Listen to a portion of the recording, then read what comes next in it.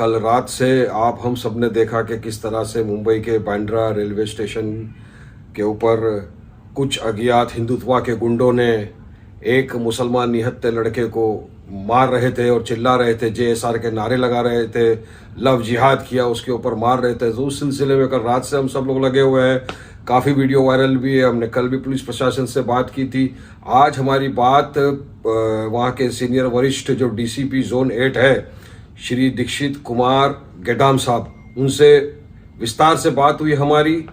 हमने उनसे पूछा क्या है, और हम तो चाहते हैं कि चीज़ है कि उनको अरेस्ट किया जाए। तो उन्होंने हमको बताया कि ये जो किस्सा है ये 21 जुलाई के दिन हुआ। अभी क्योंकि ये किस्सा वहाँ के प्लेटफॉर्म पे हुआ था स्टेशन के, तो जो प्लेटफॉर्म के ऊपर ट्रेन में कोई केस होते हैं तो वो GRPF जो है वो इन्वेस्टिगेट करता है।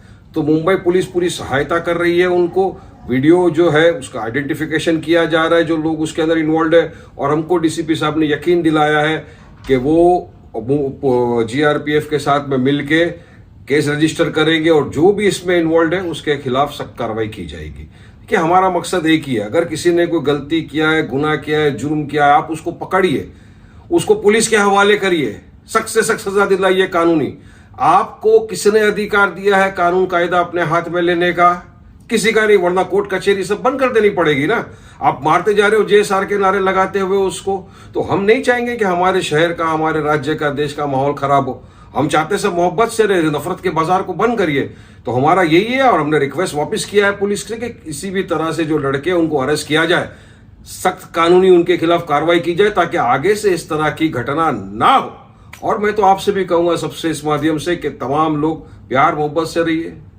ये लव जिहाद कुछ नहीं है, सिर्फ फालतू बकवास है। लव लव है, जिहाद जिहाद है। सुकून से रहिए, नफरत को खत्म करिए।